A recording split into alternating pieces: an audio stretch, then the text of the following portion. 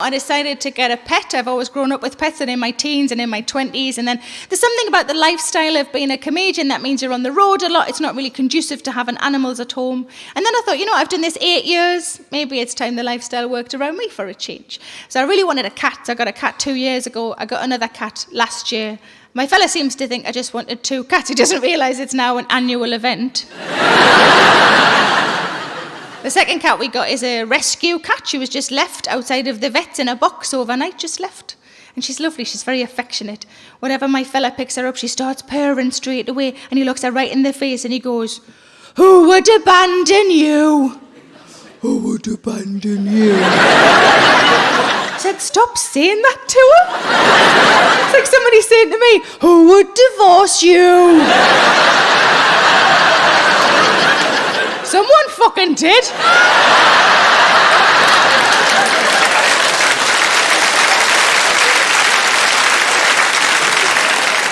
But I do worry that I tell people a bit too soon in any conversation that I've got cats. I've got cats, it's too soon, it's too soon. I've got cats, that's lovely, and your account number is...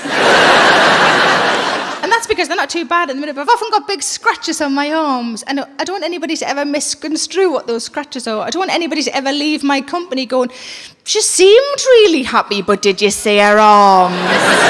When truth be told, it's because I cuddle them too tight and the fuckers fight back. But the first cat we got 2 years ago, a little ginger kitten, he's called Chief Brodi, named after the police chief in Jaws. I was still living at the flat at the time, and I thought I'll let him have a wander around, get his bearings, have a bit of a sniff, a bit of an investigate. And he went round the back of the sofa, and I was quite surprised because I'd lived there for 6 years and I'd never been round the back of the sofa. And the Hoover certainly fucking hadn't. And he came back round with what can only be described as 4 big grey fluffy slippers on.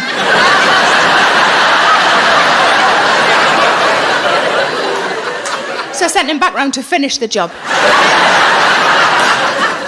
I don't know if you've ever tried to litter train a cat. It's normally quite straightforward. Whenever they look like they're about to do something, you pick them up and you plonk them in the litter tray, you hope for the best. But Chief Brody took a wild cotton on, kept having it Laxton's, poor bugger. And at one point, my fella and I were standing over the litter tray, just looking at each other going, "Is there anything we could be doing to help him that we're not already doing?" And my fella, because he's so lovely, he looked down at the litter tray and he went, "Do you want me to do a shit in it to start him off?" No, I really don't. It would be end to end. And the cat would be like, "Who the fuck lives here? Aslan?"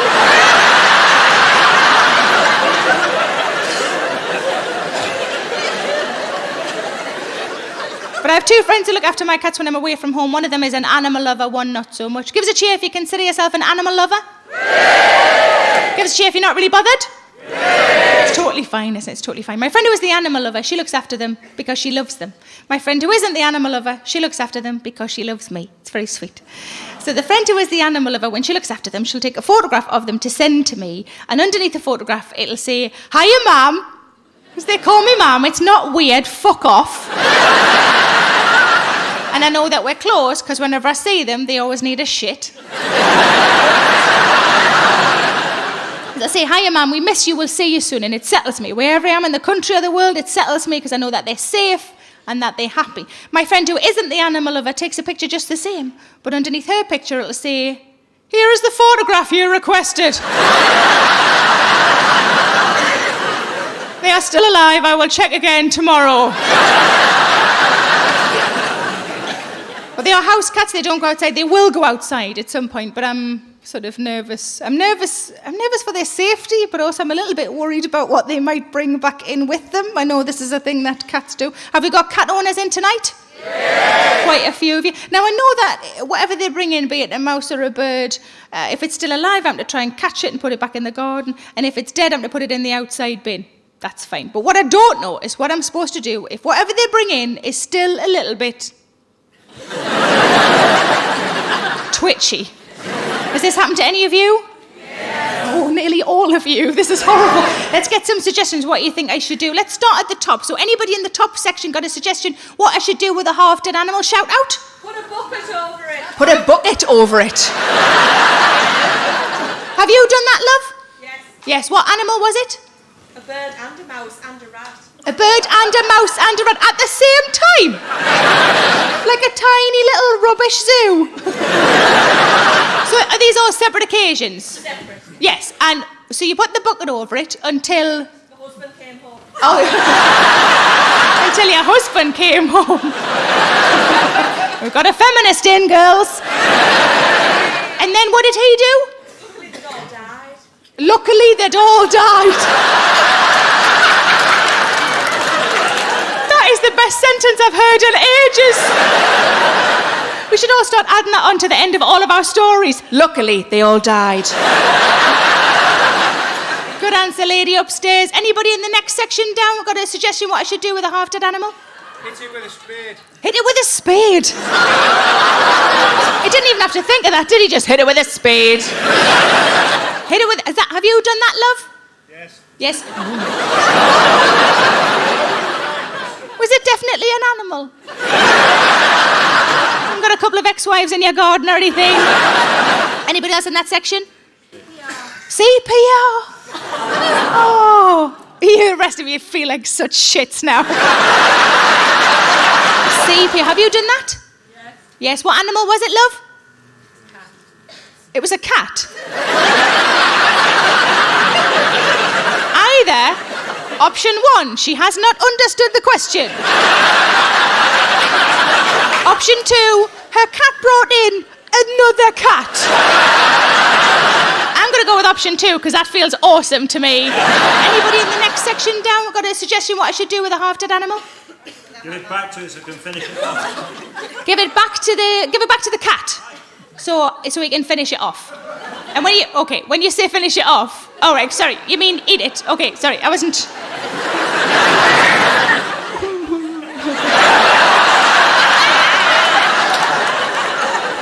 One tiny final wank.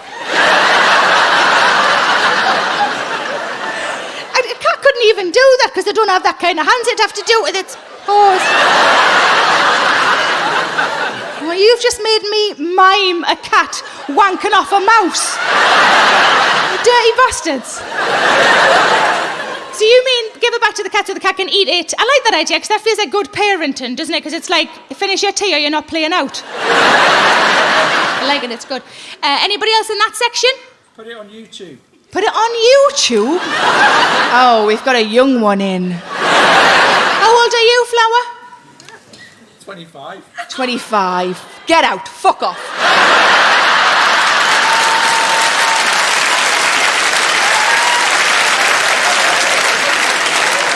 Look around you, love. You don't belong.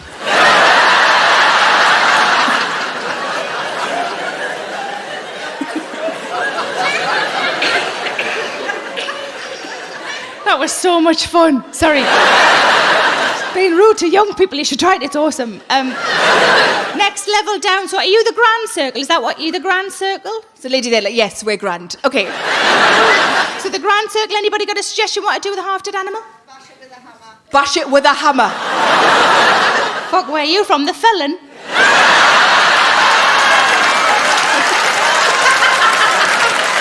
I love that there's a lady cheering that I've just implied that she's from the felon because you're clearly from the felon. Yay! We bash things with hammers. Anybody else in that section? Chuck it over next door. Chuck it over next door.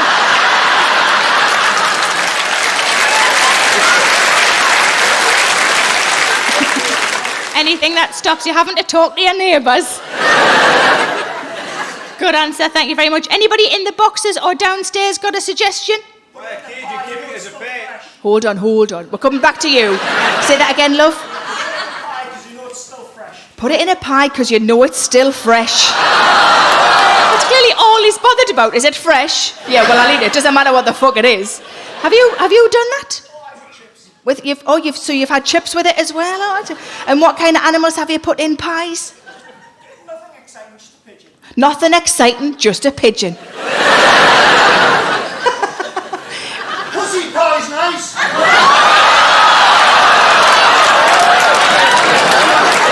Wowzers. You actually went there, didn't you? He's doing that with his arm as well, like he's a fucking winner. So Something tells me by how mortified your girlfriend is that you're not going to get any of that for a while.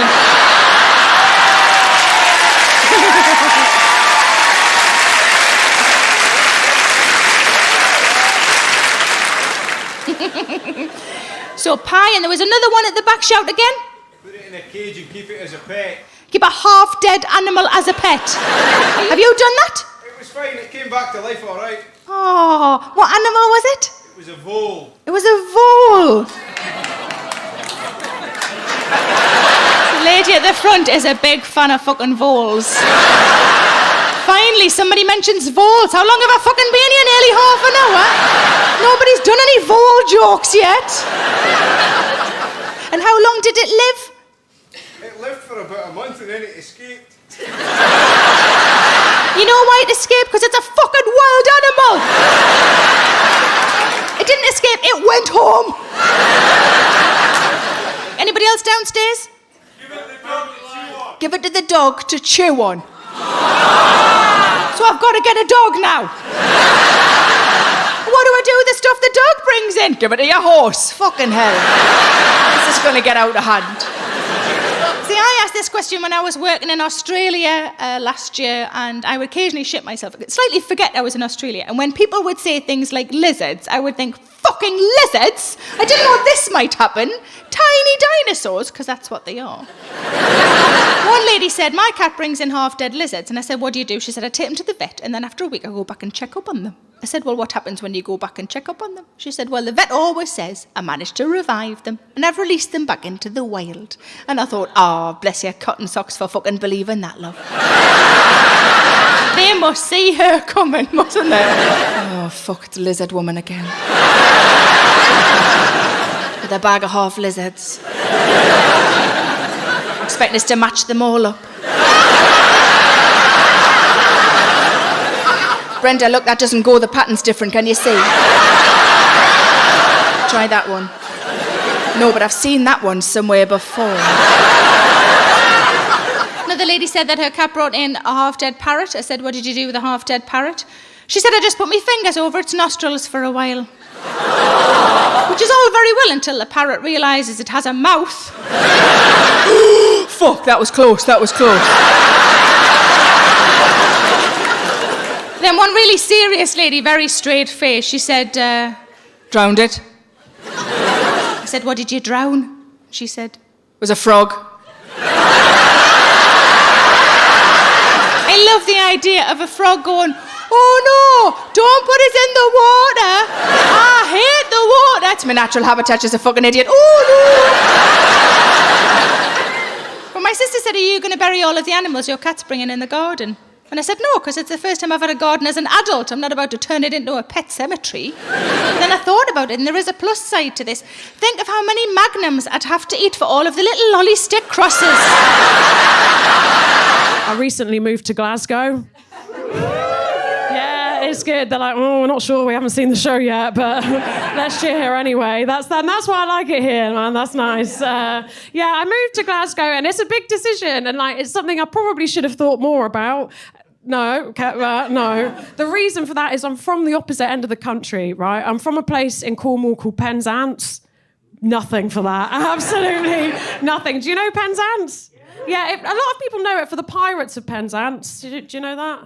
Yeah, it was quite a while ago, though. But what people don't realise is there are still pirates in Penzance. There are, yeah. But instead of sort of swashbuckling, charismatic guys with eye patches on boats, now they're just sort of sad old men whose kids hate them with eye patches out the back of Weatherspoons.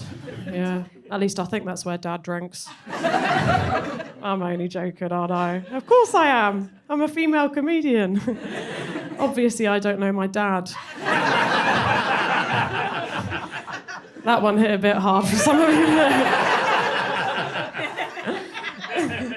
I'm worried that growing up so rurally has made me quite an easily confused sort of suggestible person, you know.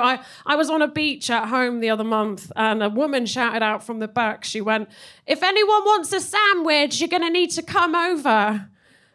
So I went over to see what she had. And she was like, who are you? Turns out she just meant her family. And I didn't get a sandwich. We're just known for being like quite weird, I suppose. We're quite eccentric people down my way, and we were weird as kids even. Like, I remember the biggest rumour that went around in my school was that a boy in year 7 got a blowjob in the IT suite from a ghost. And no one was like, isn't that a bit weird? Everyone was really happy for him. Like, all the boys were high-fiving him in the corridor, like, sick, mate. You got Caspered. Oh, my God. That is so cool. I was confused, obviously, so I had to go up to him. I said, excuse me, if it was a ghost, how did you know it was a female ghost? And the kid went, because the ghost had massive tits, obviously. That's how I knew. I mean, you can laugh, but horrible way to find out your little brother's sexually active. Wasn't a good day for us as a family at all. And I love where I'm from, and I really like it, but I can't live there. I can't live there because we don't have anything. Like, we don't even know what things are. Like, we don't. I went into Sainsbury's in Penzance a few weeks ago, and I said to the woman in there, I said, excuse me, have you got any kombucha? And she went, no, but we do have something very similar. And then she handed me a bottle of Sambuca. And to be fair, my gut has been feeling a bit better since then. So, you know, I guess she does know something. So I've moved to Glasgow, you know, and of course all of my friends are like, Tamsyn, why are you moving to Glasgow? I was like, I don't know. I guess I just want to live somewhere where I'll finally feel tanned. That would be nice for me. And I love it up here, man. I absolutely love it. I do. I think it's brilliant. The other day I got called a sweet wee lassie. Come on, that rocks, isn't it? A sweet wee lassie, thank you. I'm a 25-year-old woman with a toe infection, you know, who lies about her age. So I love being called a sweet wee lassie, that rocks. They've got good buses in Glasgow when they turn up. They're good because you can sit sideways on the bus up here. Sorry, that's amazing. Sideways on the bus. We don't have that where I'm from, you know. Side, like, you know, side saddle like the Queen, you know? No seatbelt like Princess Diana. Oh, they like that one in Cardiff. I don't know what's wrong with you, man, you know? It's good, it is really good. But, you know, of course, the problem for me is, like, where I'm from is so beautiful that whenever I go anywhere else in the UK, if I move there, I have to lie to myself a bit about it being nice, you know? I have to sort of gaslight myself into thinking it's good. I had to do it in Glasgow, guys, I can't lie. Doing this material now in front of you is actually terrifying. But I'd be walking down the road like, oh, the streets must be so clean here. That's why everyone's lying down in them. And the people are really great, and there's some beautiful buildings on there. There's beautiful buildings up here, but I mean, there are, and then there's also like quite a lot of rubble and a lot of like dilapidated buildings I was noticing, right? And then I just kept seeing this sign everywhere, and the sign said, "People make Glasgow," and I guess my question is just like, when is that happening? Because I think we need to sort the potholes out quite soon, you know. It is great, and you know, of course, everyone's like, why are you moving to Glasgow? And the truth is, I moved here to be with my boyfriend. Thank you. Yeah. I mean, you haven't seen the show, but he is here, so like, you know, probably won't okay. I moved here to be with him, and you know, all of my friends were like, Tamsyn, you're moving 600 miles to be with this guy. Why? And the truth is because he's hot. I mean, fair play to him, Joe. He's moved to Glasgow hot, do you know what I mean? I mean, he's not moved to Aberdeen hot, obviously, because that person doesn't exist. Have we got anyone from Aberdeen? Thank you so much for sitting in the front row. That was a really nice thing that you did. You're actually very beautiful. I mean, it's well lit in here, but thank you for coming. Yeah, and I mean, it's hard, isn't it? I didn't realise I'd be moving to one of the darkest places on earth. Because it gets really dark here, do you not think? Like, what I'd imagine was sort of me and my boyfriend walking off hand in hand into the sunset. What I'd never imagined was that being at 2:36 p.m. You know? That hadn't occurred to me. And, you know, it's a big thing to do for someone, isn't it? And before I went, my best friend Rachel at home, she sort of said to me, Tamsyn, you've got to know, there's something a bit weird, she said, about you and this guy. She said, the problem is you look like each other. Thank you very much. She said, he looks just like you. Does that not worry you? I said, no, it doesn't worry me that he looks like me. Of course it don't. What worries me is that he also looks like my brother, my uncle, and at times quite a lot like my grandma, to be honest with you. In fact, before my grandma died, I showed her a picture of me and him together, and even my grandma was like, she said, come on, you could be related, couldn't you? She said, where in Scotland are his family from? I said, oh, they're from Fife. And my grandma went, we've got family in Fife. Yeah. And she said, and I've been doing the family tree, haven't I? So why don't I go, I'll have a little look, and then I'll let you know what I find. Yeah. But then, sadly, of course, I killed her. I thought it was really strange that my grandma was trying to recruit new family members, because from what I could see, she didn't like the ones that she already had. My grandma was very clear about the fact that she wanted a career, right? She wouldn't have had a family at all, given the choice. Quite a cold vibe from your grandma, isn't it? Yeah. My grandma was very much the Taylor Swift of the family, you know? Well-loved, but shite. We got any Taylor Swift fans in? Please leave. If not in the front row, obviously, you have to stay. Yeah, my grandma was quite cold. She never told any of us she loved us. She never told me she loved me. Like, that's not good for your self-esteem, is it? You know? Like, dating is hard, but have you ever been fuckboyed by a pensioner? Like, it's not a nice vibe. Just tell me you love me. And she never could. And we never knew what career it was that she wanted, but what she made very clear was she didn't like me being a performer. She thought that was a terrible choice. I did a play once. Thank you. I'm very brave. And I got down to do my big speech, and there she was in the front row, asleep. And I said to her afterwards, I said, oh, did you have a nice nap? And she went, I don't know why I fell asleep. I wasn't even tired. Thank you, Grandma. My mum wasn't a big fan of my decision to move to Glasgow either, especially not for a boy. She thought that was awful, a terrible thing to do. And I kind of get that, to be honest, because I don't like my mum dating. I don't. And people get a bit weird when I say that, but the reason is my mum is in a wheelchair, and I am just convinced that she's going to meet a blue badge digger. Sorry, but they are out there, okay? There are serious perks to the blue badge, and there will men that will take advantage of that, okay? Oh, yeah, do you really like my mum, Derek, or are you just bad at parking, you know? Oh, he texted me, he said he wants to hang out. Yeah, I know where he wants to hang out, on the double yellow lines for 40 minutes, okay? I know what these men are about, and I don't want them going out with my mum, you know? My mum brought me and my brothers up on benefits in council housing where every decision was made for us. We never had to make any big decisions. Even to this day, my mum doesn't get to decide what wheelchair she has. It's just whatever they send her. And there's always something wrong with it. Of course there is. They sent her one once that beeped when it reversed. Sorry, that's okay on a 10-ton truck, but on a mobility scooter in Primark, that looks sarcastic, okay?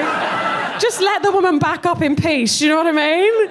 It's not fair, is it? My mum's genuine problem with her wheelchairs is she's too thin for them. All of them, yeah. And, like, she absolutely loves it. Do you know what I mean? She loves it. And I think, like, it's unusual, isn't it, for someone to be too thin? Just because of how bodies work, you know? And she's not too thin in a kind of like, oh, look at that lady, she's so thin. She's too thin in a, like, smug way, you know? where she's like, yeah, I barely can move my body. I guess I'm just naturally slim. You know, she loves it. Like, do you remember in the 80s when they used to sell sports cars by, like, draping naked women over them? That's what my mum thinks she is to the wheelchair community. That's what she thinks. And it's always under the guise that it's dangerous. It's too dangerous for me to be in this wheelchair and be this thin. Oh, my gosh. Like, do you... She loves it. Have you ever been to a theme park with your one really thin friend? Did someone go, yeah? You go to the theme park with your one really thin friend and you get on the roller coaster and the thing comes down like that and they start going like this, don't they? Oh no.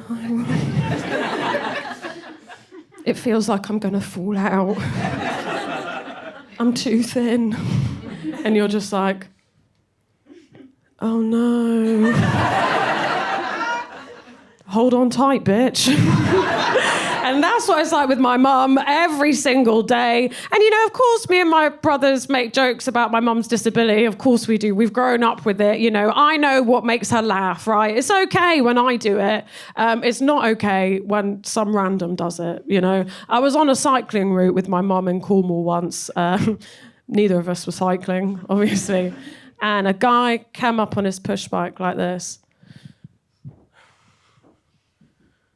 You weren't there, but that was bang on. And then this guy, he sees me and he sees my mum in a mobility scooter and he turns around and he goes like this. Yeah, I could do one of them. Yeah. It's a fucking wheelchair, not a Lucozade Sport, mate. Have a word with yourself, you know. But my mum is so good in those situations. She always just brushes it off. She's like, oh, yeah, oh, look how thin I am. But I'm not, right? And she can feel me and I'm boiling with rage. I get so mad in these interactions. And I'm like, I'm going to have to go over and say something. And she's like, don't say anything, Tamsyn. And I'm like, oh, come on. And she's like, it wouldn't be right for you to say anything, would it? And I'm like, why not? And she's like, you know why. So I just have to take a deep breath, you know, pull myself together. And eventually, when I'm ready, I just get off her lap. It's okay when I do it. I know what she likes. Like any B-grade rom-com you comfort watch while you're ovulating. My relationship with my fiancé followed a classic 3-act structure. Act 1 was what I like to call the full of shit stage of the relationship, where the main staples of my persona were twirling my hair and laughing at deeply offensive things. A line I've written in case there are any network radio casters in.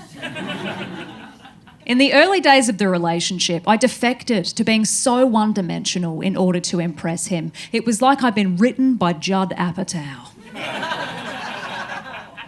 I was just a fleshlight with a pulse. I wore makeup to bed and jet-washed my genitals like a patio at the start of spring. Then pretended I love going on top. Going on top during sex is sneaky exercise.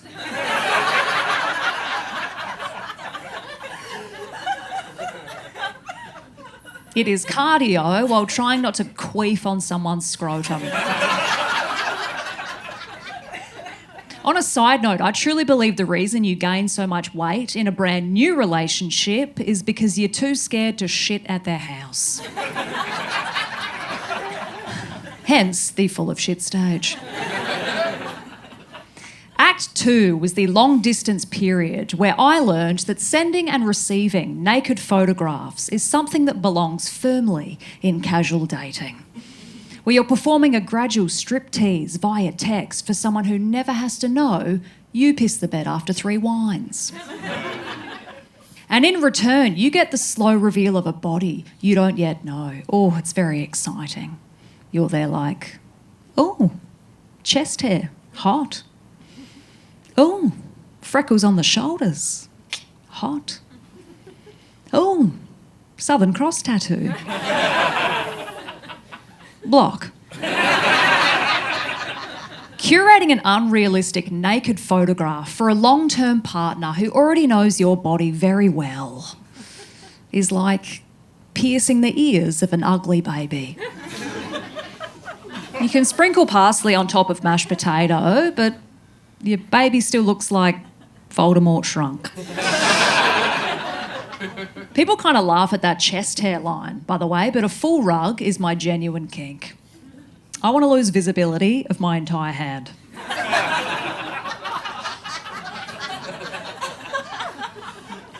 Like I'm caressing a hedge. Men, please stop trimming your chest hair. Actually, keep going. Send me the offcuts. I'll keep them in a box under my bed and just rub them on my face. I've just told you guys I kill someone every single night. Yet that is the most murdery thing I have said.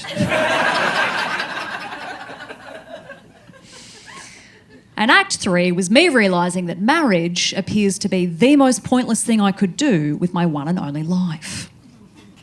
And if there's married people in, I'm sure you agree.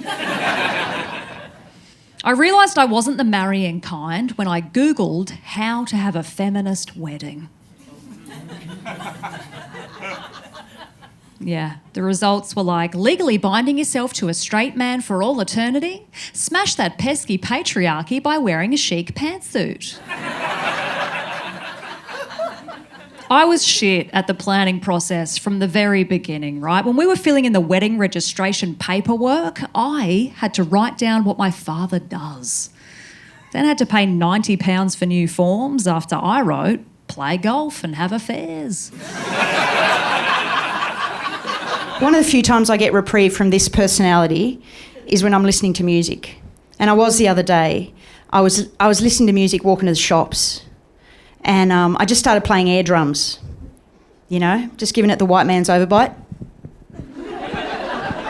The hi-hats. And I thought if someone was going past real quick in a car and squinting, they might for 1 second think, oh, she's probably in a band.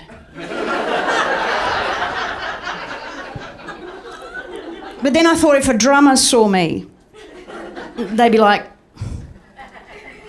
she can't play drums. That would sound shit, like it's all over the place. So I stopped playing, you know. I was out at the pub, first sip of my drink, spilt some on my shirt. Like, what kind of adult can't drink, you know? Do I need a sippy cup? I couldn't look at anyone for the rest of the night. But I wanted to check if they were looking at me, you know, like a dog that gives you side-eye. And if I get a cold sore, then I need to go into witness protection. I end up overcompensating and just running up to people and going, I've got a cold sore, we're all just going to have to deal with it.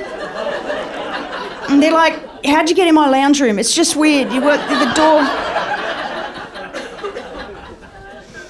But people aren't paying as much attention to us as we think they are. You know, it's a phenomenon called the spotlight effect. And scientists in the year 2000 determined this by putting a bunch of college students in a room and making one of them wear a Barry Manilow t-shirt. And if you don't know who Barry Manilow was, he was a pop star from the 70s, hair like mine. Sang songs like Mandy and Copacabana, and I write the songs that make the whole world sing. He didn't write that one, he just sang it. And obviously the most embarrassing person scientists could think of to put on a t-shirt in the year 2000. Obviously, college students back then, not into irony. I feel like if you had a t-shirt like that today, you'd be carried out on the shoulders of your peers, you know. And they asked the kid wearing the Barry Manilow t-shirt how many people he thought were staring at him during the course of that experiment, and he said 50%. He thought half the room were noticing. But they checked everyone else. It was just 20%. Bit of a shit experiment, if you ask me. I mean, I'm not a scientist, but... surely he was walking around giving everyone side-eye, just, you know, and everyone's like, what's wrong with that guy? Which one? The one in the Barry Manilow t-shirt. I didn't notice, you know. And I'm interested, did Barry know that he was the brand ambassador for embarrassment? Did that pop up in his media alerts one morning and he go, oh, that's a bit mean? But the point is no one's watching, so get on with your life, you know. I mean, I'm in the spotlight right now. I still think half of you are on my phone. I don't know. I'm jealous of people who, when I ask, what are you thinking, aren't thinking anything. You know the kind of people that can watch a whole TV show? I can't. Because when I do, all I see is a showreel of my worst thoughts and actions since I gained consciousness about age 4. Or a giant to-do list, really. Or a documentary of all the people doing better than me, and they stop and turn to the camera and go, oh no, pop your feet up, watch some telly, Chris, you've earned it. You know, they say the key to happiness is doing one thing at a time to the best of your ability. And that's why dumb people are happy. They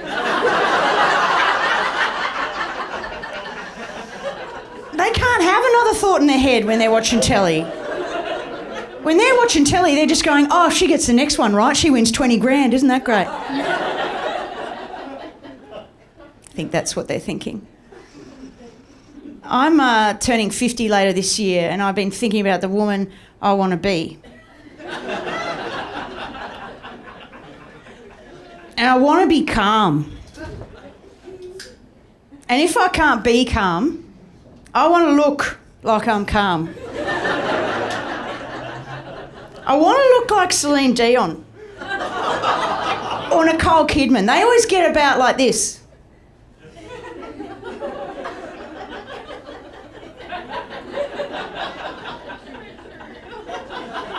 I think what I'm saying is I want to have a long neck.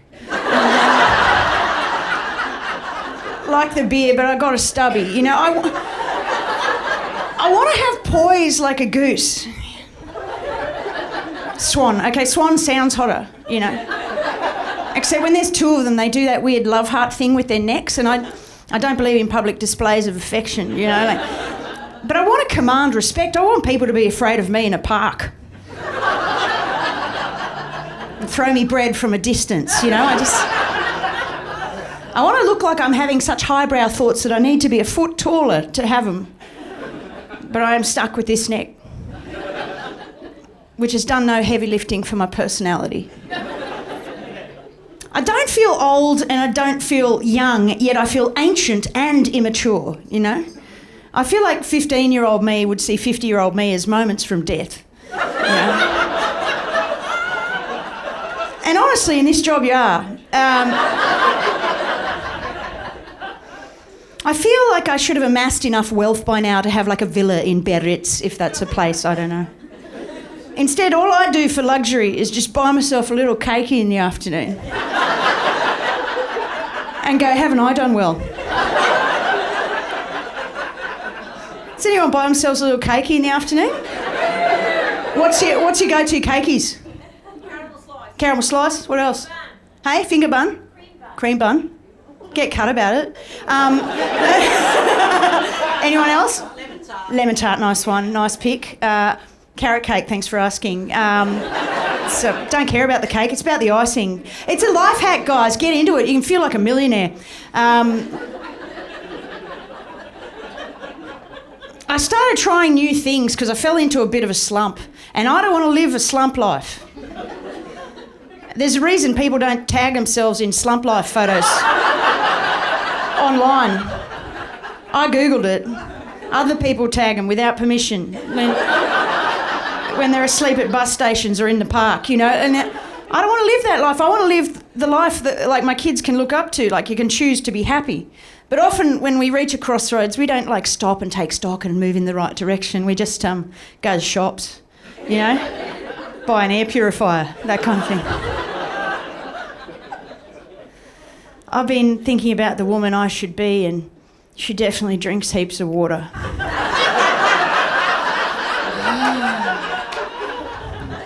And stretches and that. And I can't be her because I can't even conjure her up because I get so bored. Like, what if she takes over and I suddenly start quoting Stoic philosophy and giving you tips on fasting and breath work? How is breathing work? I'm doing it right now. I've been doing it since I was born. This woman asked me the other day, are you a mouth breather? I said, I've got an arts degree. She said, it's not about that. Mouth breathers can get tetchy. I said, I don't fucking know, I'm just trying my best up here. As far as I knew, the KPI for breathing was remaining alive. Not even doing that right. I do try and fix my problems. I think if you're a thinking person, you try and improve yourself. But do you ever think your problems are just sort of built into your DNA? You know, like those smash-faced dogs that can't breathe? You know, Humans bred those animals to have pointy ears and sit on your lap. The breathing thing was a fuck up. And some people get cut when I say that. One guy yelled out once, "Nah, it's a feature." Righto. I suppose if you ding your car, that's a feature, isn't it? I mean, I'm pretty sure the dog would prefer to have airways that function, but whatever. And when humans meddle with DNA, that's just called parenting, isn't it? And you never know how that's going to pan out, you know? Like, my dad's conflict avoidance and my mum's bluntness has just created this, you know? Like, I'm not smart and I'm not dumb, you know? I'm not mindful and I'm not mindless. I'm in the middle of the bell curve. Neurotic, you know? But even creatures that have evolved to be shit, like the sunfish, have you copped that? It's like a giant floating head, weighs about 1,000 kilos. It's got shit fins, can't shut its mouth because it's got a parrot-like beak behind there. It's just like me, slack-jawed, asleep on a plane, just floating through the ocean. Like, what is it still doing here, you know? Some of us are just getting about, aren't we, against all odds? Anyway, what were you guys thinking when I said all that? Nothing? Do you ever think in the future when they dig up our bones? Oh, and they won't.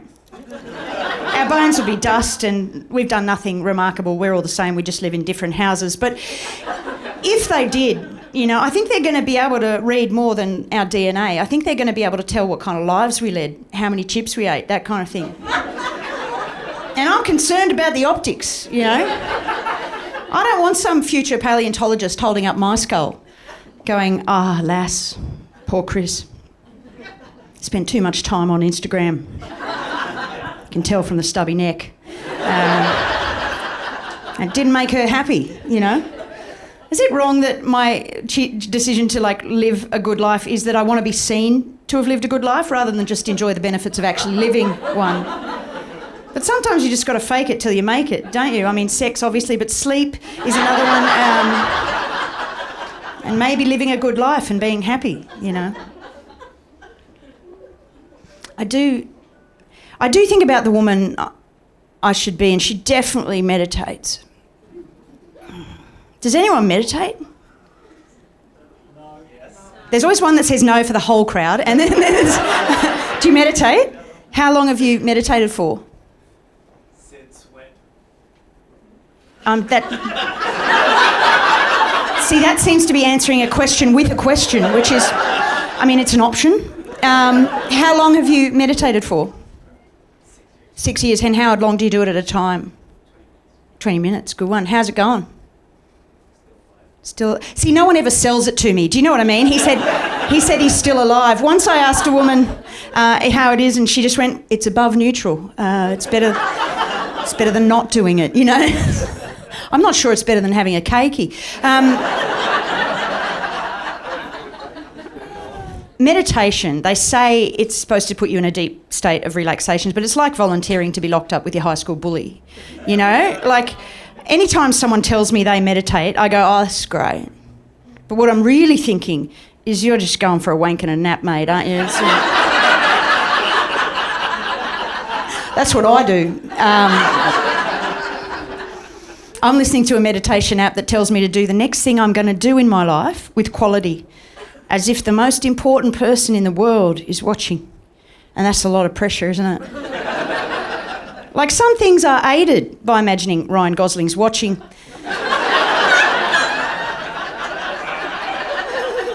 Not everything, all right? And at this point, I love imagining him just going, "Why do you keep bringing me to your weird comedy show? I didn't want to be here. And as for what you made me watch this afternoon, I can't unsee that." You know? I'm like, "Shut up, Ryan. You're not even real." But I do love imagining him. Not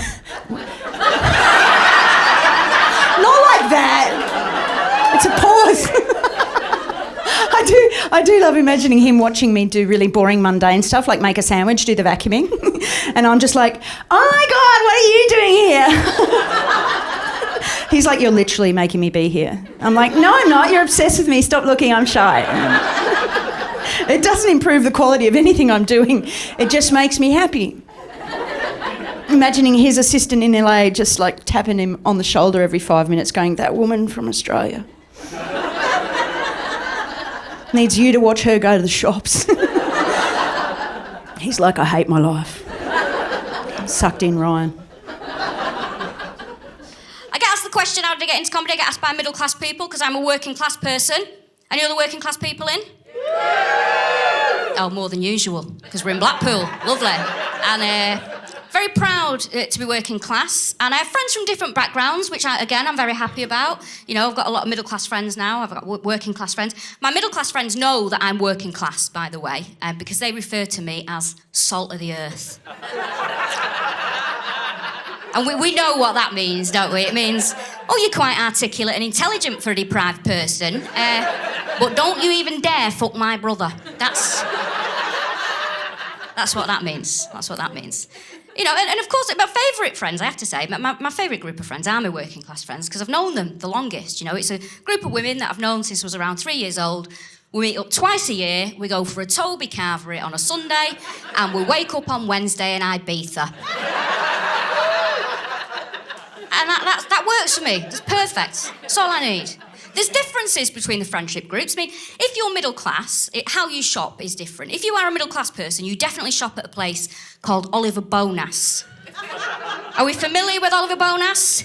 I don't think it's hit Blackpool yet. But let me tell you what Oliver Bonas is. I'll describe it to you. It's a shop. It's tap for cunts. That's what it is. You're nodding. That's what it is. It's landfill for posh people. That's what it is, right? How you shop denotes your class. I mean, I think if you're middle class, you're more likely to get your groceries delivered. My middle class friends are like, oh my God, it's so easy. You're looking at each other. Who does it? Oh, you think you're better than us, do you? Yeah, okay. Shame on you. Middle class people are always like, oh my God, it's so easy. You just press the button, it just appears at the door with a man in a van. And sometimes I give him £10, you know, so you can pop it in my cupboards, because I can't because of my... I'm like, oh, why? Because of your back. No, my sense of entitlement. Working class people, not you, working class people, we go to the shops. We get our shopping on foot and by hand. And these are my earliest memories. My earliest memories are doing an entire week shop on foot and by hand, whatever the weather, pissing down rain, blazing sun, walking to Asda and back, carrying everything, right? And if you've got a mum like mine, you can't ever ask for any respite. You cannot ask, Mum, do you mind if we just get a taxi with all this shopping? Get a taxi. Do you think I made her money? Well, can we get a bus and just get a few stops? Because I'm 4 years old and it's cutting into my hands, Mum. Like, I'm bleeding here. Really? Do you think I'm getting on a bus with all this shopping, having people know I've no money for a taxi? Fucking move. Look, I don't think a trip to Asda should evoke the words of World War I poet Wilfred Owen. Do you remember that one? Bent double, like old beggars, under sacks. Not need, coughing like hags. Don't cough either. Your mum's like, what are you coughing for there? Have you not got your inhaler? Because we don't get back in 6 minutes and that Viennetta melts. I will fucking batter you.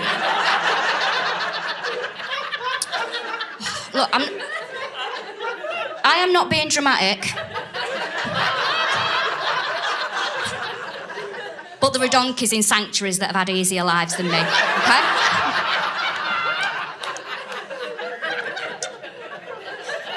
I'll say this as well, right? I'm terrible with money. I've never got any money. I don't know what to spend it on. I've just never got any money. Right, and I think what it is, it's ancestral with me, with money, right? I think my ancestors would have been like, we've been paid by Mr. Goodfellow from the mill. But we might die of cholera under a spinning jenny in the morning. So let's try and have a laugh now, shall we? Honestly, you give me money, I'll piss it up the wall. I've never got any. I think middle class people, you're a lot more careful with your money, and by that I mean tight. I don't know if you've ever been on holiday with middle class people. Do you want to put your hand in your pocket at some point, right? These people never pay for anything. And it starts before the holiday, because what they do is, wherever you're going, you're like, oh, right, we'll look for accommodation. No, don't look for accommodation. I used to go to university with somebody who knew somebody who lived there. I'll get in touch with them, right? And you're nodding. This is what it's like. So, you know what? If you live in a city that people want to visit, I mean, the people of Preston can't understand this bit. If you live in a city that people want to visit, right, and you have a spare room, brick it up. Brick it up. Don't let these people know that it is there because they want to use you like a free Airbnb, right? And the worst is, I hate people staying at my house. I hate it, right? Does anyone else hate it? Yeah, I hate it, right? And the worst is, I can never say no. If someone asks to stay at my house, I can't say no. Why? Because I'm salt of the earth. I hate it, right? The reason I hate it, a number of reasons, mainly is because I've got OCD. I have obsessive compulsive disorder. We're very familiar with OCD now, and basically what it is, it's where you like things a particular way, right? You like to routine, pattern in your life, you do things a certain way because you think if you do that, you're in control and nothing bad's going to happen. That's what it's like. It's a psychological disorder. I'm ever so brave. Now, I have OCD officially and not fashionably as well, just so you know that. I have an actual diagnosis from a doctor and not off TikTok, okay? And the worst is when people come to your house, right, and they stay at your house, things change, you know, it's different. Suddenly, you're sitting in a different chair. You're sitting in a chair that you never sit in. You're looking at your life from a different angle. You're like, is this the director's cut of my existence? Because I don't think I like it, right?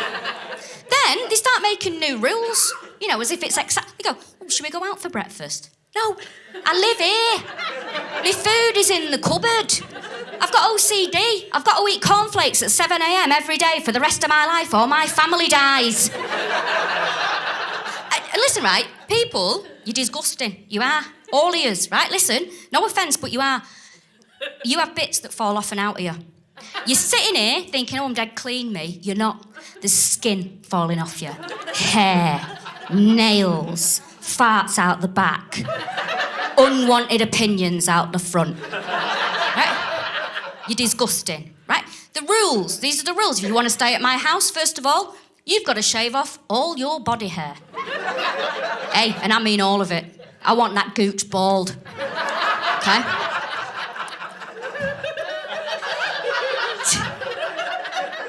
I bet that's the first and last time that he's ever said in this venue. If you don't know what that means, don't Google it. Don't, right? And if you want to use the toilet, there is a pub down the road. You are not using my toilet. It's not happening. It's not happening. And this comes from experience, right? From experience. And why? Let me tell you. 2 of my friends came to stay at my house, right? And they stayed for 3 days. But it's never 3 days, is it? It's not. It's 3 days and a bit, because they never go, do they? The 4th day, they're still there. An extra day, right? They're still there. Go, please. I want my life back, right? 3 days. The first day, you go into it with a bit of optimism. You're thinking, do you know what? This might be fun. The second day, you're ordering a book off Amazon called The Power of Saying No. The third day, you're like, well, do you know what? I think I better put them on the council tax because I don't think they're going anywhere. I don't want to get in any trouble, right? And then the 4th day, they're leaving. Now, these 2 friends of mine, on the 4th morning, that wasn't agreed, right? The late checkout that wasn't requested, right? One of them, and I think I know which one, blocked my toilet. Yeah? You're shaking your head, you're appalled. They didn't say anything, right? Now, they knew that they'd done that. They knew that there was no way that they could... Do you know what it feels like, right, as a proud person, to have to ring a plumber, and that plumber come to your house, your safe environment, and that plumber say to you, yeah, the thing is, darling, someone's just had a massive shit in your toilet, and for him to think that that's you, right? Because you're the only person there at that point, or because they've scarpered by then, don't worry about that, right? And he thinks you're weird anyway because there's taxidermy in the house, which is a different story for a different time, right? Now my friend, right, knew that they'd done that. They knew that they couldn't have not known, and they didn't even have the decency. They didn't even have the decency to take their own life.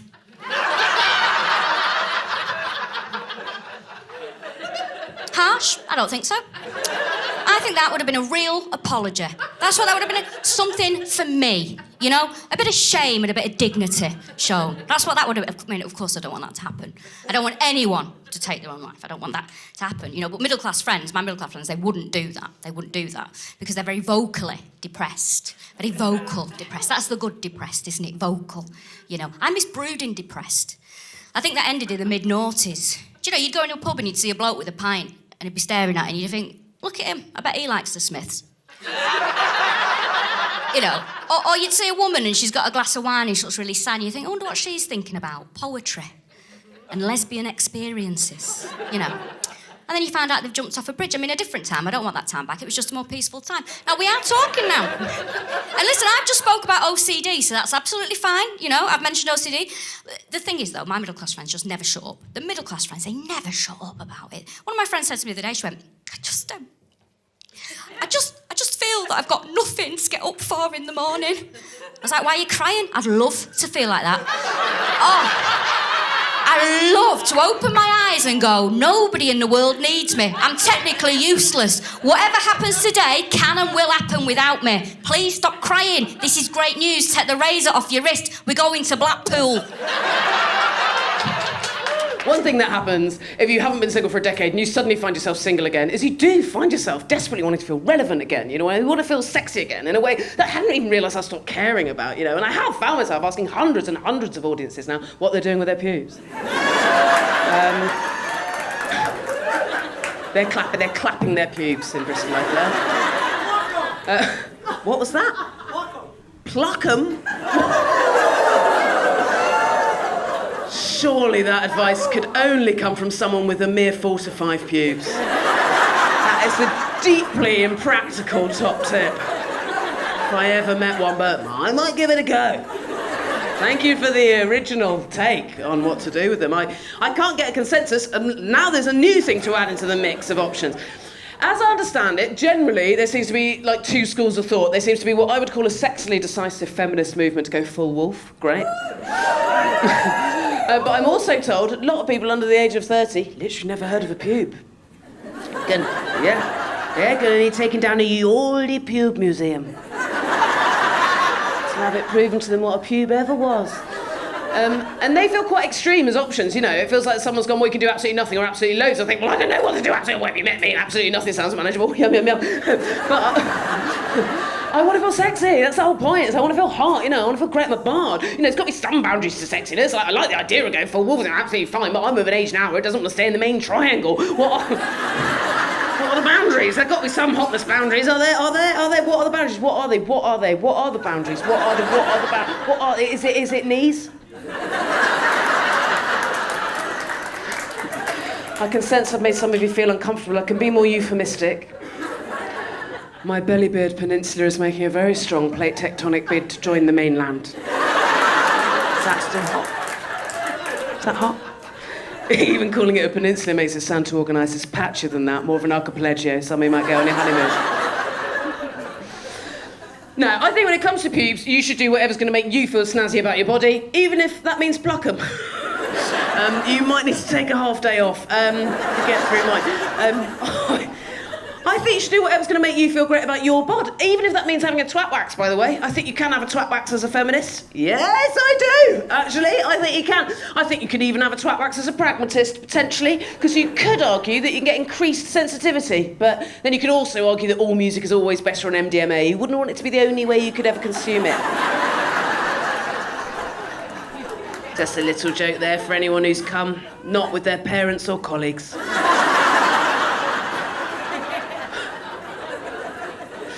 I think you can have a twat wax as a feminist, by the way. I think you can feel empowered all the way through it. If you don't know what a twat wax is, if you're like, what's she on about? It is quite simple, really. Buckle in. You go to a salon and someone there, it's normally a woman, she'll rip the pubes from your tuppence, not for love, just for cash. And that's the first bit that can feel empowered, actually, because you think, well, I can afford it, I feel empowered, thanks very much. Often you're supporting an independent, female-led business, you think, I feel empowered, thanks very much.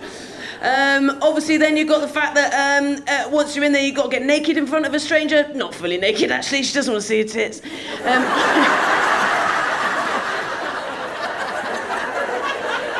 Yeah, don't.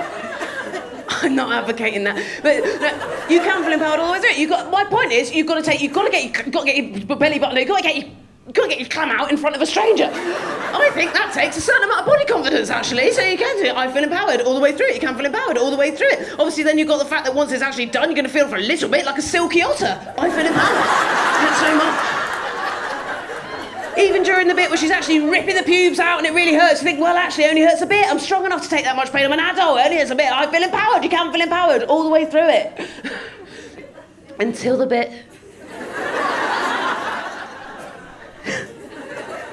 where she says, now, roll onto your front.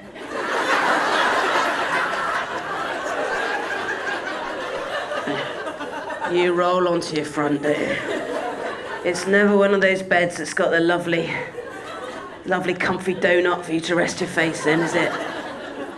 You've always got to smush your face actually into the leather of the bed, haven't you, there? You can't risk leaving it out to the side like that, can you? Because then you risk eye contact. She says, now roll onto your front, doesn't she? And you do it. And then she says, now, madam, pop one hand on one buttock. And you do it, don't you? Are you listening? And then she says, put one hand on your other buttock. And you do it, don't you?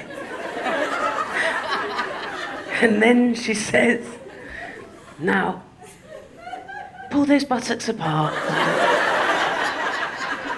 And you do it, don't you? I'm so sorry.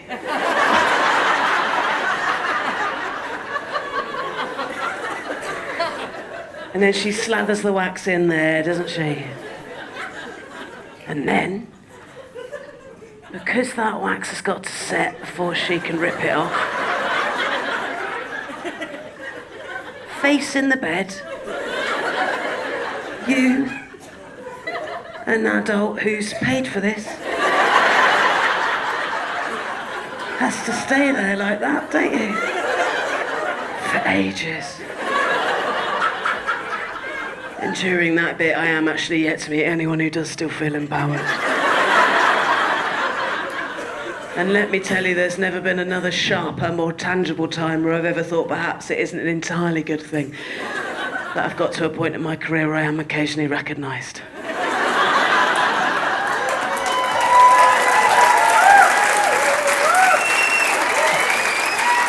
So I was thinking, maybe I'll get Botox soon, but then I thought, you know what a middle ground is? Rather than get Botox and put poison in my face, instead I'll get microneedling and burn it off. That seems like a better idea. And so I got it right, and I went so red. And before she showed me the mirror, the lady was like, okay, before I show you how you look, I'm just going to say, don't be alarmed. Nothing ever good happens after the sentence, don't be alarmed. But for some reason, I was so confident about it. I really thought she was going to be like, don't be alarmed. But it has gone so well, you look so young that we are concerned that you're a paedophile risk. And we don't know if you should leave here. It's concerning. It's a bit worrying, actually. We are nervous. I don't know. Apparently now the average woman in America spends $15,000 in her lifetime on makeup. Like $15,000. Like, what a waste, you know? Like, you get 2 boob jobs for that. No one's looking at your face, are they? They're looking at your 6 boobs. 4 on the front, 2 on the back. Let's go. Okay, pretty fun. But it affects everything. Hillary Clinton, when she was running to be president, her team apparently did a survey on what could make her more likeable, and it turned out what people were put off by was her face. So she had to spend an hour in hair and makeup every day, something the male candidates did not have to do. And I think it's kind of good she didn't become president, you know, because then she'd have had to spend an hour in hair and makeup every day, she'd have to be president. Like, how is she ever going to find the time to run her paedophile ring? It's a joke for all my QAnons out there. You think I don't got you, but something for everyone, you know, yeah. No, but Bill Clinton managed it. So it's possible, allegedly. Okay, don't get me, Bill. I went to the hairdressers when I was pregnant, and we were just chatting, and I had my phone, and she saw the screensaver on my phone. It said my husband, and she went, "Oh, is that your husband?" And I was like, "Oh, yeah." And she went, "Yeah, no, I can see the resemblance." What? I mean, this seems rude, I don't know. I was really nervous about giving birth. I was so nervous about it. I was convinced I was going to die in childbirth. And I spoke to a friend of mine, and she was having a baby around the same time. And she said, "Harriet, I was convinced I was going to die in childbirth too." And I was like, "That's mad." And she was like, "Yeah, did you have the chat with your husband?" And I was like, "Yeah." She said, "Yeah." I said to my husband, no matter what happens, don't worry about me, just save the baby. Don't worry about me, just save the baby. She was like, did you have that chat? And I was like, yeah, I had that chat, but it was different.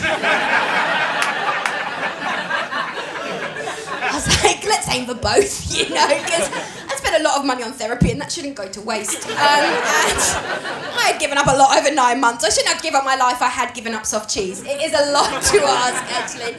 And so the labour happened very quickly. So I knew that I was in labour, but no one believed me. And I think one of the reasons is that my waters didn't break. And so the baby came out in the amniotic sac, like in the cowl. But we didn't know that at the time. So she just looked like an alien splodge. And so the midwife said to my husband, oh, do you want to go and have a look at the head? As he went to go and have a look, and I went, oh, what does she look like? And he went, don't worry about it, we'll see.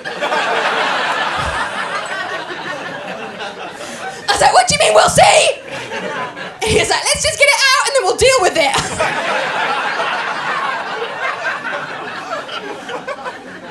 Fucking hell.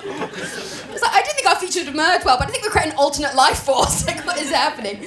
And I wanted one of those nice photos after I gave birth. You know, like you see on Instagram, like they give birth, they look so fresh, you know. And I was thinking, that's what I want, but I'm gonna have to cheat the system. So I was like, as soon as I got into labour, I had a shower. But then the problem is, my labour happened so quickly, I didn't have time to dry or brush my hair. So my hair looked wild. I was coming down off morphine. The baby was beautiful, but like when her face settled.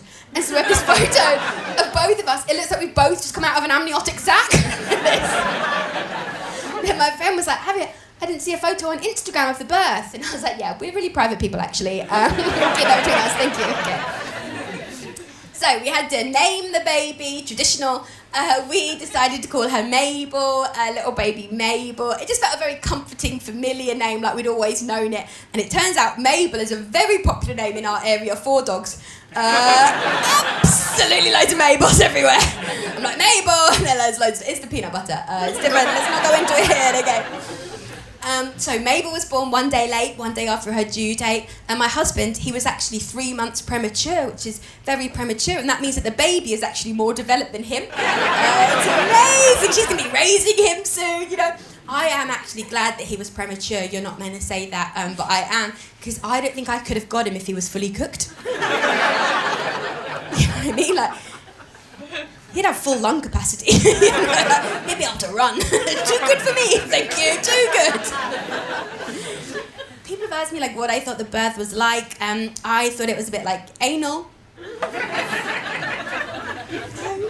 know, like you're worried it might hurt, you're worried that you might poop yourself, but it's all just worth it for that little look on your partner's face.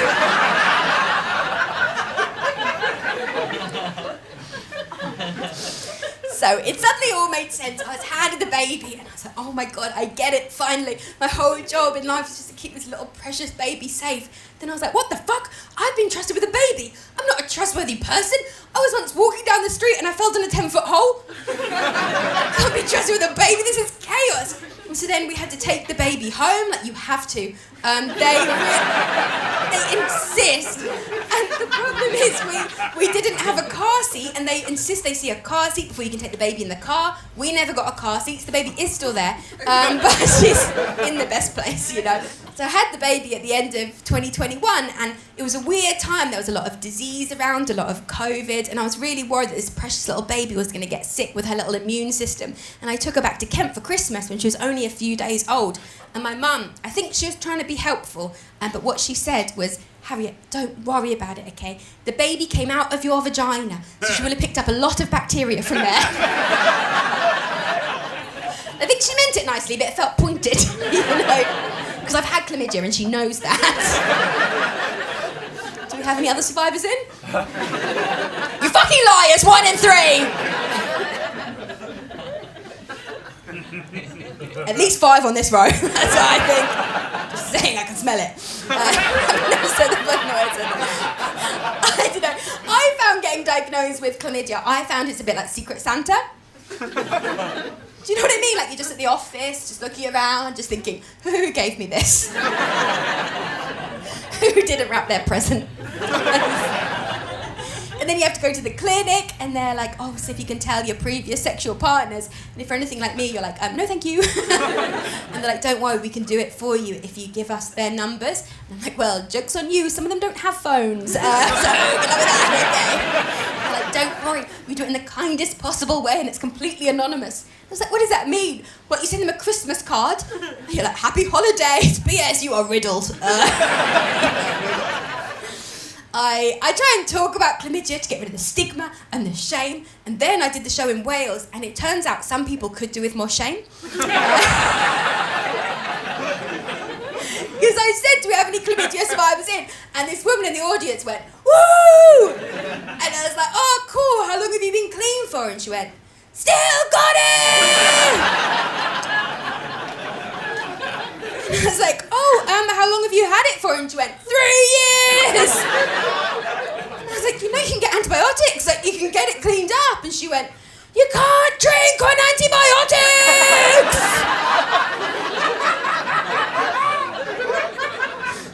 That woman was me.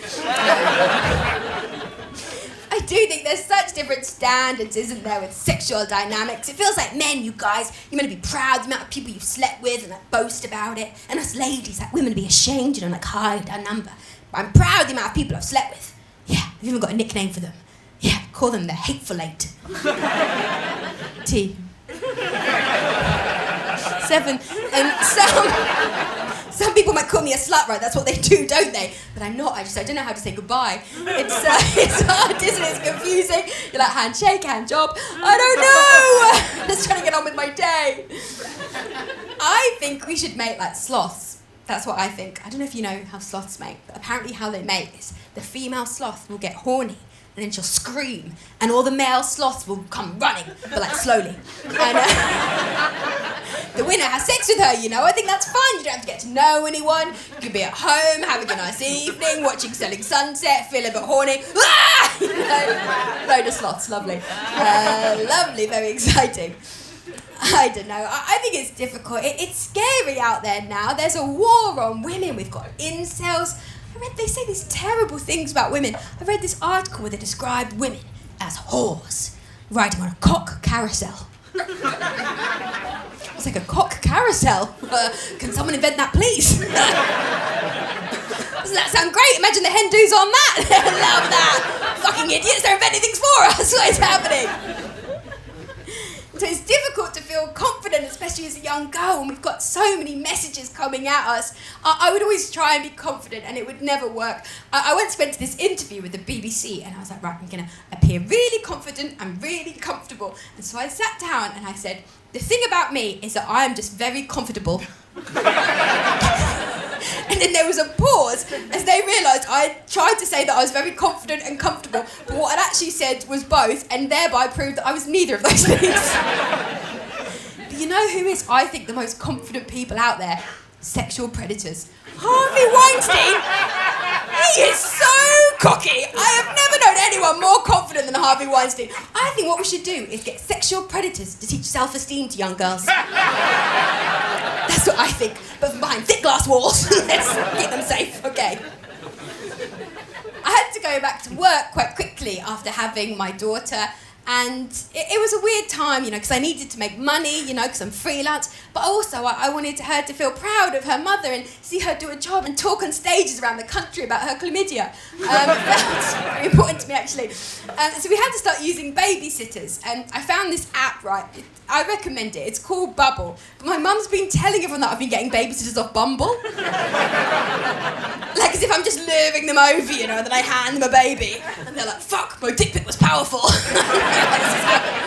And the second babysitter we ever got, like, she was very sweet, but her English wasn't great, and I was still so nervous leaving my little baby, and I left to go to work, and I was just crying, and I was so worried, and I was like, I know, I'll just message and check in and just see how she's doing, and that will make me feel better. I'll just say, like, is she sleeping, and that will reassure me. So I messaged and said, is she sleeping?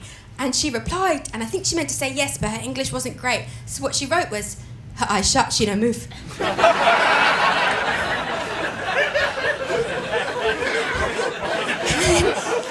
She followed it up, the most terrifying message I've ever received. She angel now. The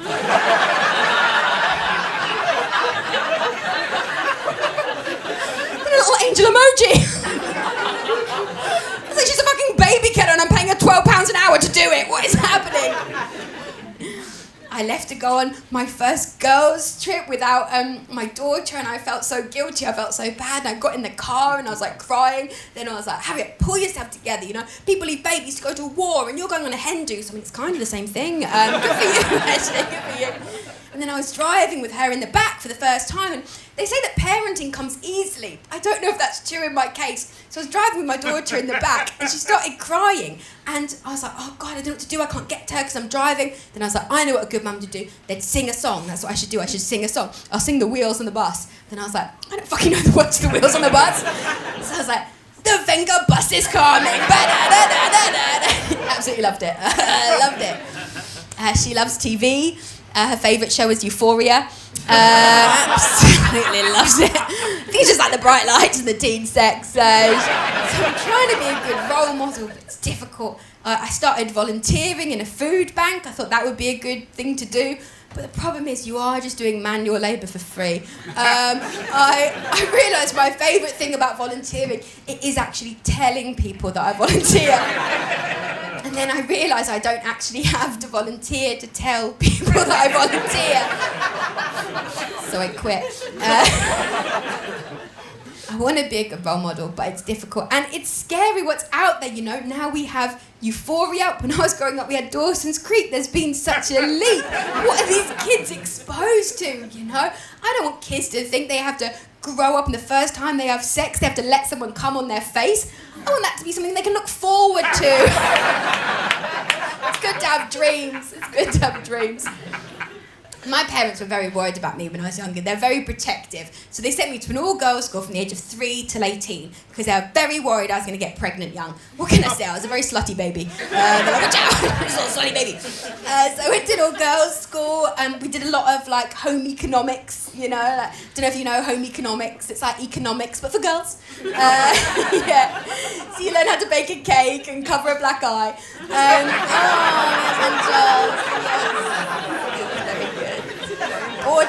Very important things.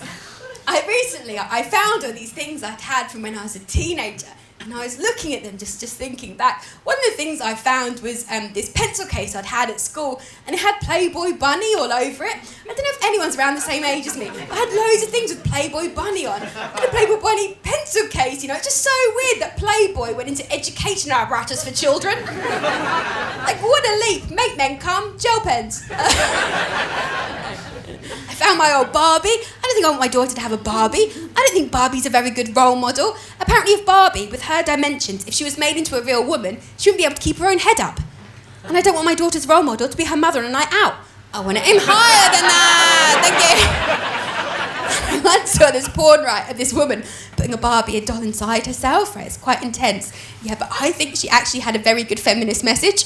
Do you know what I mean? She's like, I've had it up to here with Barbie. Fuck Barbie, literally. You're shaking your head, but I disagree. I disagree. Good role model, actually.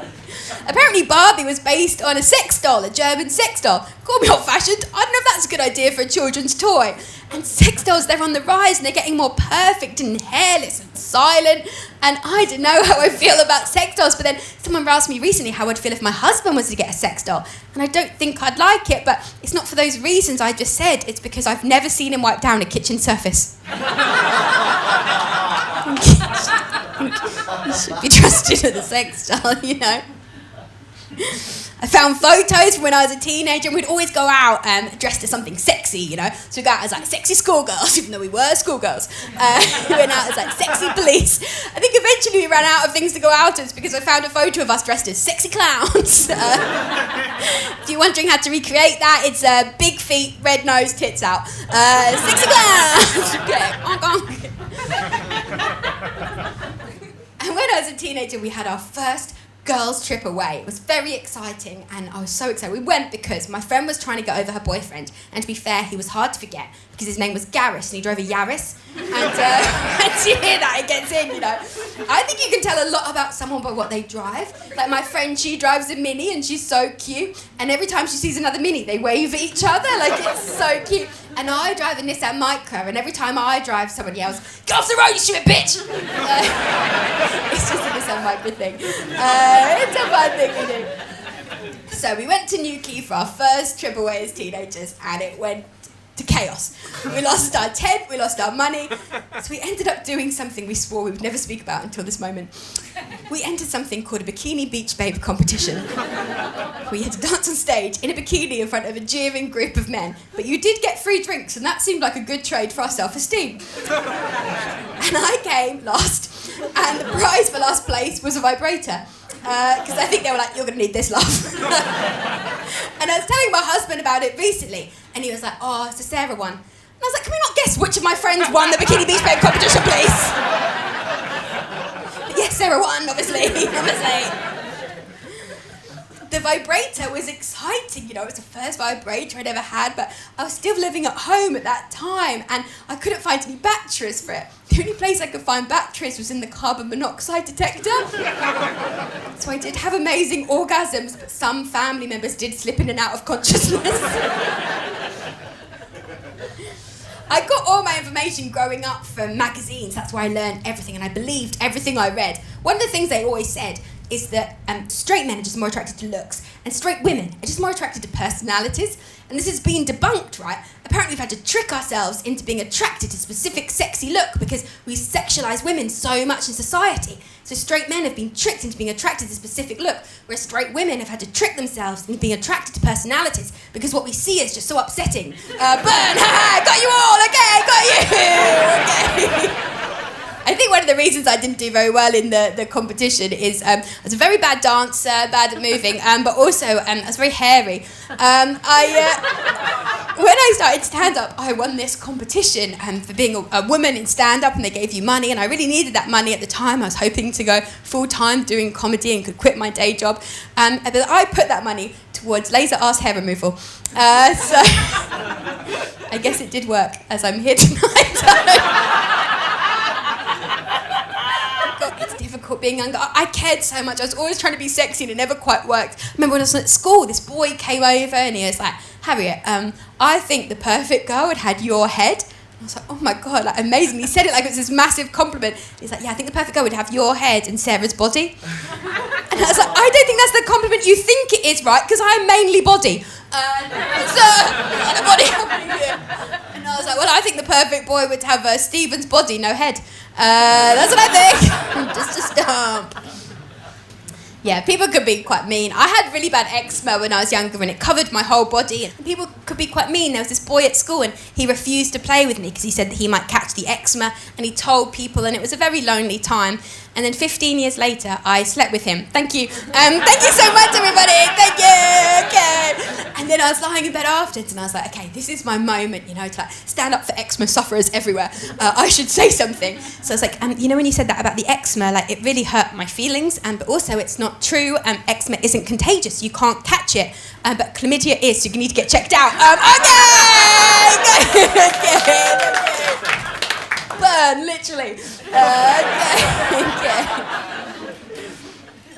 I don't think I always reacted to things right when I was a teenager. When I was a teenager, I saw a flasher. It's quite an intense thing, right? Someone's using their body to get a reaction from you. But I think because of my dyspraxia, I didn't see it that way. Because I just think that's such a fine line between flasher and someone that's just lost their trousers. Because I once went on this night out and I had this new skirt and it didn't really fit. And I got into dancing and I'm a bad dancer. I was in this busy club and it fell off and I lost it. And I had to get the night bus home in my pants. And because I'm a woman, no one called the police. You know? Because there's no such thing as a female flasher, is there? She's just a fun girl.